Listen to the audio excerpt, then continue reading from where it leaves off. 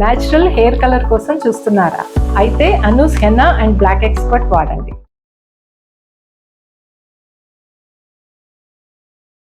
నమస్కారం డాక్టర్ ప్రదీప్ జోషి గారు. శ్రీమాత్రే నమః. సనాతన ధర్మంలో తులసి మొక్కకు అసలు ఏం చెప్పబడిందండి? శ్రీ గురుభ్యో నమః. శ్రీమాత్రే నమః.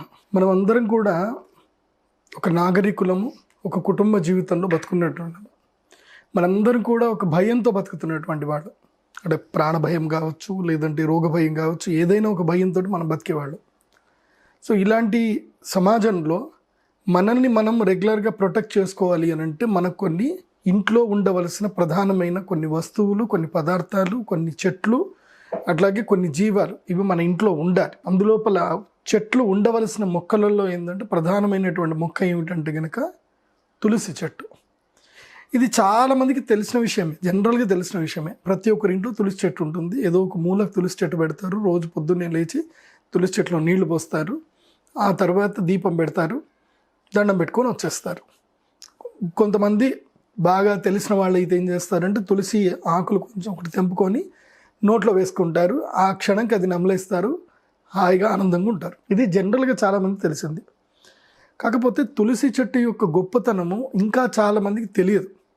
సింపుల్ చెప్పాలంటే సూర్యుడి యొక్క గొప్పతనం అందరికి తెలియదు, కానీ సూర్యుడి యొక్క వెలుగు వల్ల మనం అందరం ఆరోగ్యంగా ఉన్నాం. మనకి దాని గొప్పతనం పెద్ద తెలియాల్సిన అవసరం లేదు, కానీ మనం ఆరోగ్యంగా ఉన్నాం.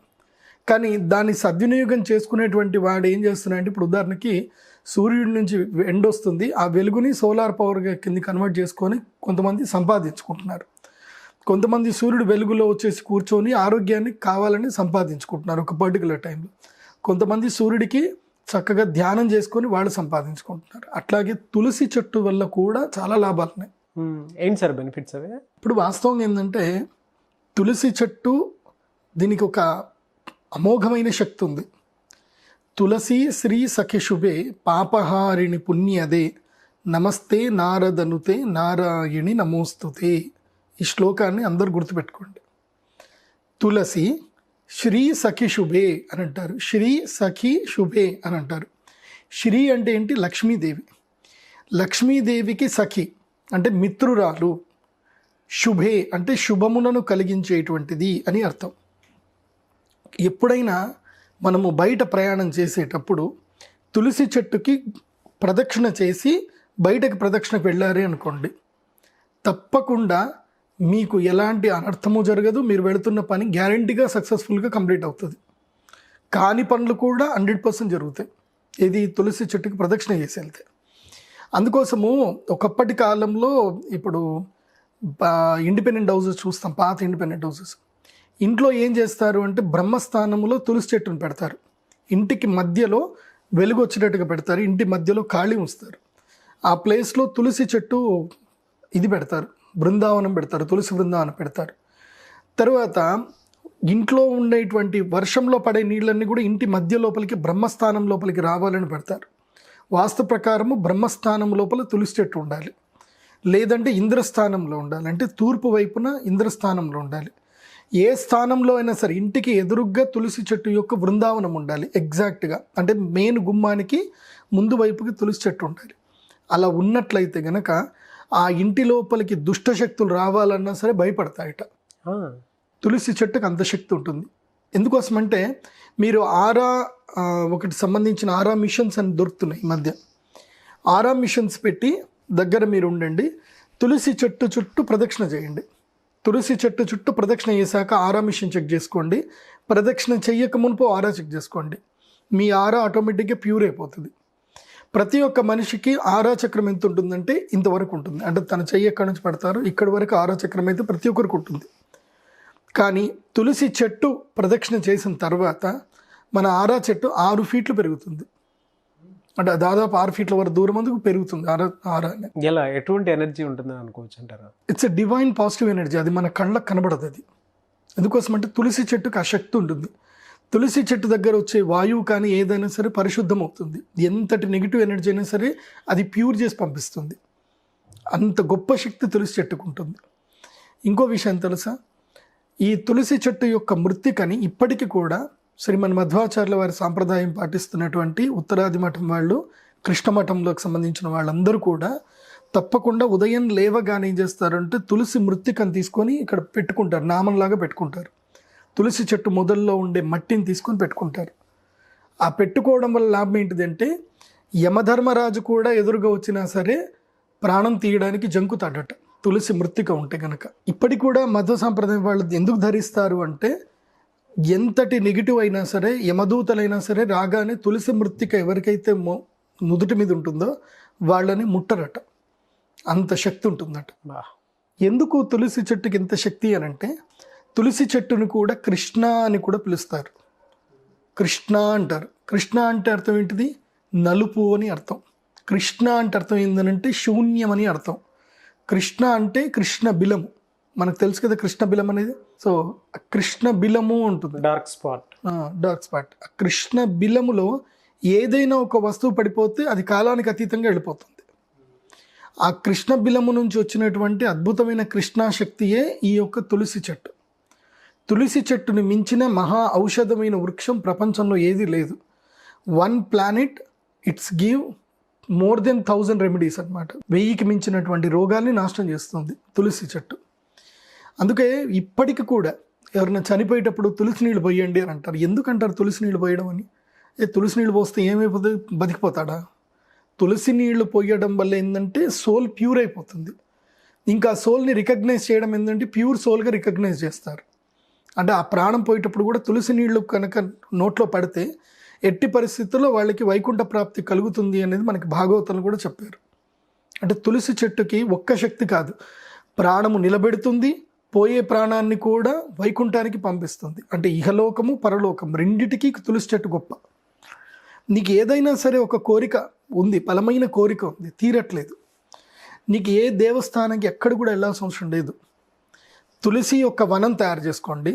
తులసి వనం తయారు చేయాలి అంటే ఒక 100 గజాల్లో ఏదైనా ఉంటే స్థలం లోపల తులసి చెట్లు పెంచుతా పోవాలి.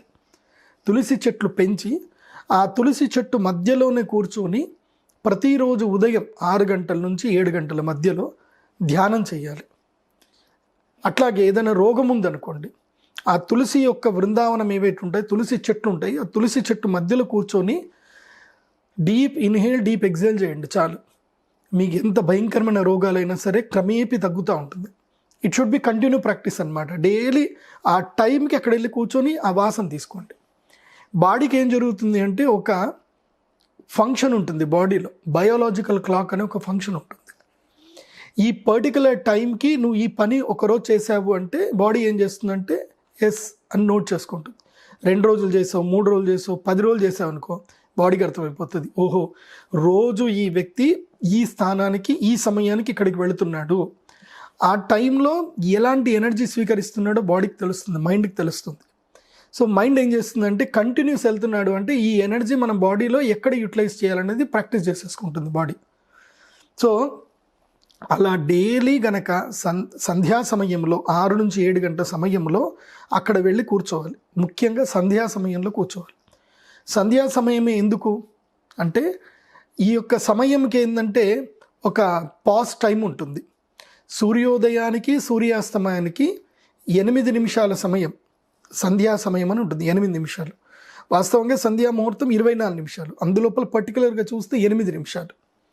ఎందుకోసమంటే సూర్యుడు ఉదయించినప్పుడు సూర్యుడి యొక్క వెలుగు భూమికి రావడానికి 8 నిమిషముల 12 సెకండ్లు పడుతుంది.